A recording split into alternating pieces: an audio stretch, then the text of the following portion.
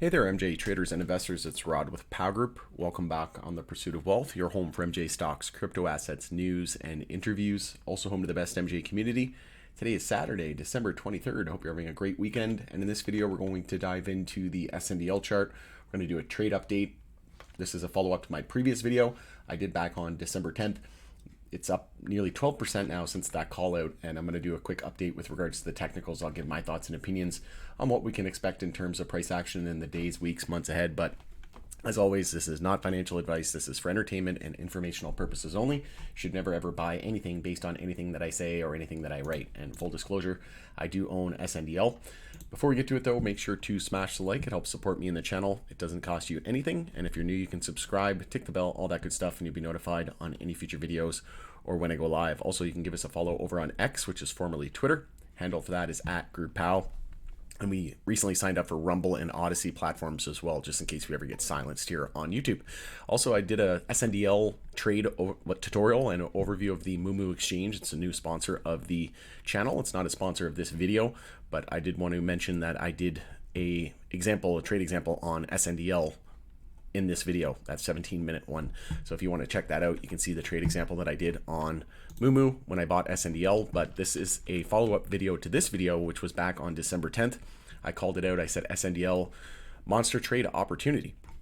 And since that call out, we're up almost 12%, and pretty much exactly what we were anticipating came to fruition. So again, when we take a look at charts and we take a look at technical analysis, it isn't about, we're not in the prediction business, right? This isn't about being right or wrong or predicting something is going to happen 100% certainty, right?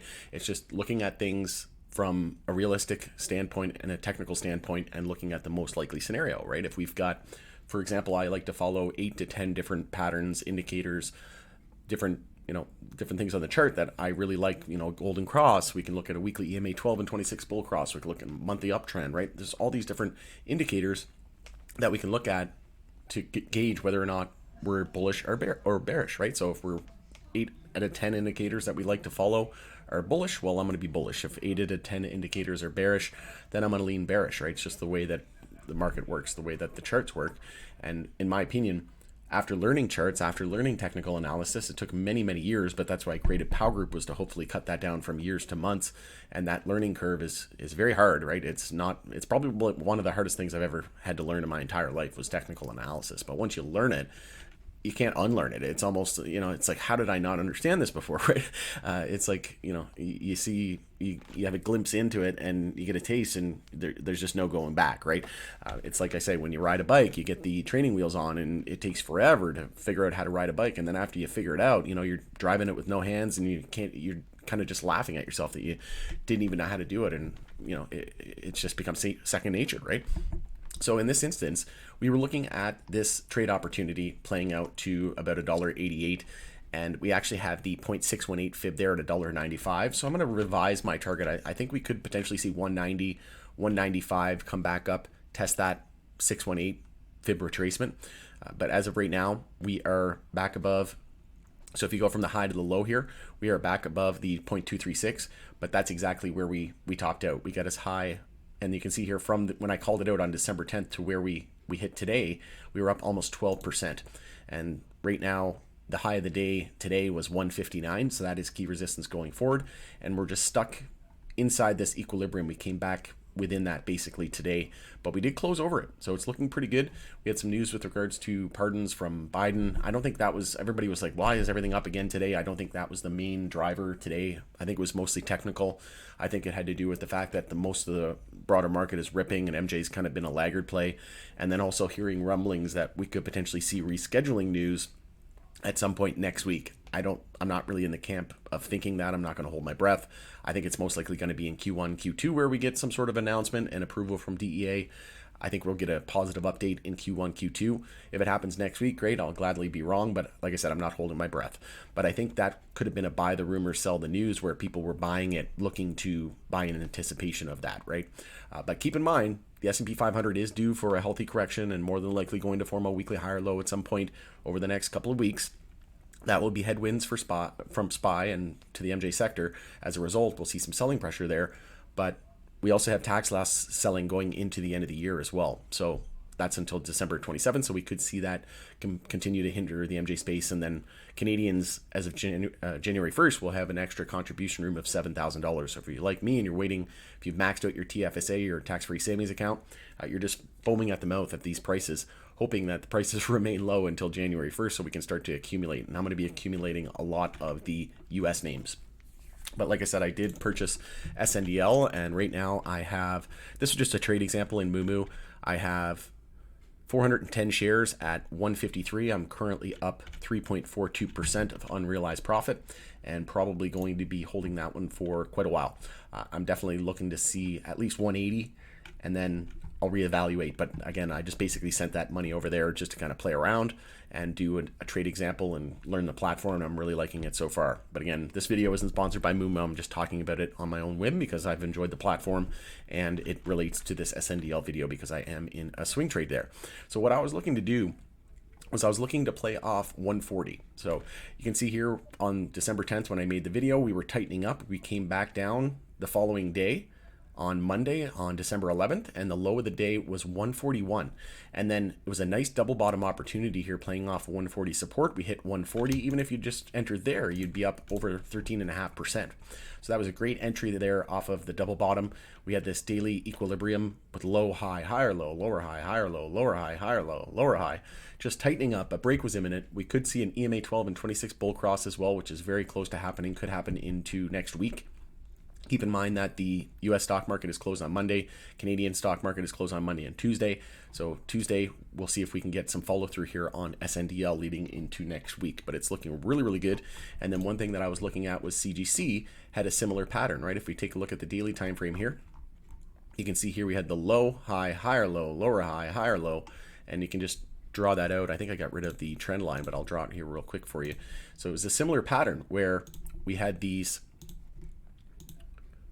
tightening range on the daily time frame, and we had the equilibrium with the low, high, higher, low, lower, high, higher, low, bull break, EMA 12 and 26 bull cross into a monster move, and then we had the reverse split news, and the reverse split took effect, and then today it went up, it closed up 14%, but we were still only just a lower high here compared to the previous high at 556 a few days ago. And it is a daily bear flag as well, with a high, low, lower high, and lower low targeting about 342. So yes, we did bounce from the low of yesterday to the high of the day today, up 23%, but over the course of the last couple of weeks, it was down almost 50%, right? So it's just a relief rally in my opinion, but CGC had a nice breakout there of the daily equilibrium, and then something similar on SNDL, right? We have the low high just acting as a laggard, and now we're looking to see that follow through from the EMA 12 and 26 bull cross, and we'll be targeting that the 0.618 fib retracement there around $1.95. So like I said, this was a monster swing opportunity. If you got it there at 140 and you held it, if let's say we do go to that target of 195, that's about a 39% trade opportunity, right? So that's great risk to reward. So from this point on, I think that we're going to see more upside into next week, potentially. It's lots going to be riding on the S&P 500 as well. But you can see here on the weekly time frame, we did close over the 10-week moving average, and we did have a bull cross of the stochastic and the MACD, so we're looking really, really good here in terms of the weekly time frame. And then if we can just get over this 50 weekly moving average there at 166, we got some runway to 264, and we also had a golden cross a couple of weeks ago, and we're finally seeing that we're seeing another death cross here. But I think this is just that disbelief phase in the investor psychology cycle where we have a golden cross, everybody and their dog knows what a golden cross is, so they think we're going to the moon tomorrow because a golden cross happened, but then you form another final shakeout before the massive breakout.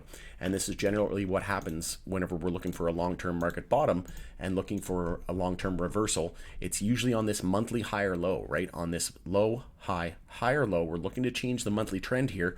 So a higher low and higher high would give us the monthly uptrend, right? This is a downtrend, lower high and lower lows, and then higher lows and higher highs. So we have our low, high, higher low. Now we're looking for the higher high.